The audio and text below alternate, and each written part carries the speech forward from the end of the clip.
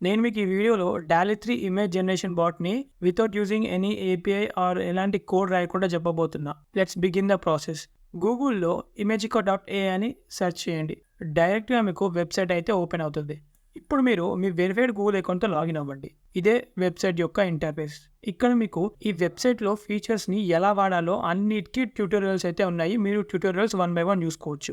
Left సైడ్‌లో ఉన్న create a project పైన క్లిక్ చేయండి. మీకు న్యూ విండో పాప్ అవుతుంది విత్ 2 ఆప్షన్స్.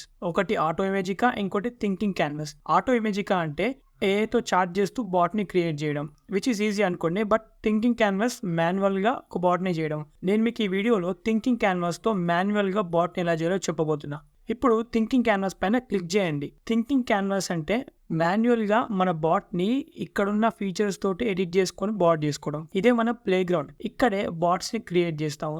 టాప్‌లో కనిపిస్తున్న అన్‌టైటిల్ పైన క్లిక్ చేస్తే మీకు ఒక సైడ్ విండో ఓపెన్ అవుతుంది టాప్‌లోనే. అక్కడే ఉన్న రీనేమ్ పైన క్లిక్ చేస్తే ఈ బాట్‌కి మీరు నేమ్‌ని చేంజ్ చేసుకోవచ్చు.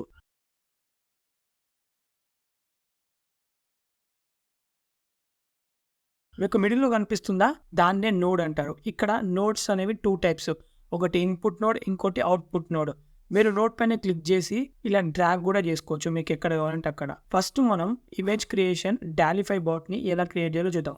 సారీ ఇవి ఇంకా DALL-E 5 అయితే రాలేదు. వాడి తమ్ముడు DALL-E 3 బాట్‌ని ఎలా క్రియేట్ చేయాలో చూద్దాం. ఇప్పుడు నోడ్‌కి మిడిల్‌లో ఉన్న ప్లస్ బటన్ పైన క్లిక్ చేస్తే అవుట్‌పుట్ నోడ్ అయితే క్రియేట్ అవుతుంది. ఇప్పుడు మీకు అవుట్‌పుట్ నోడ్ అయితే క్రియేట్ అయింది.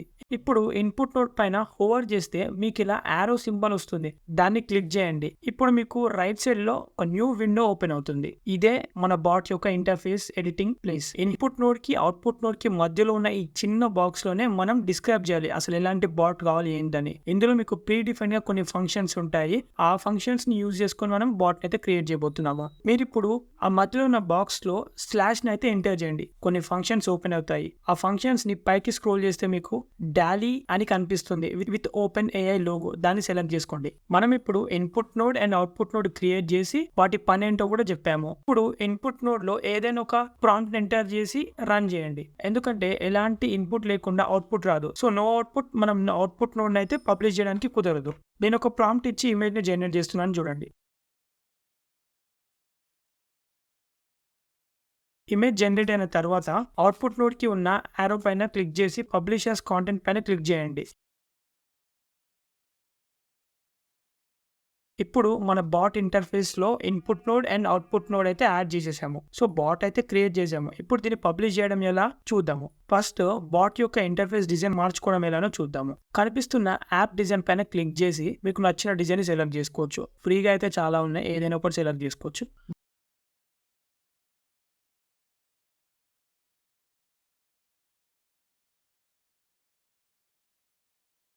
బాట్ టైటిల్‌ని చేంజ్ చేయాలనుకుంటే ఇక్కడ కనిపిస్తున్న హైలైట్ టెక్స్ట్, ఈ టెక్స్ట్ పైన డబుల్ క్లిక్ చేసి ఎడిట్ అయితే చేసుకోవచ్చు. సేమ్ మెటా డిస్క్రిప్షన్ కూడా చేసుకోవచ్చు. ఇప్పుడు టాప్ రైట్ సైడ్‌లో కనిపిస్తున్న పబ్లిష్ పైన క్లిక్ చేయండి.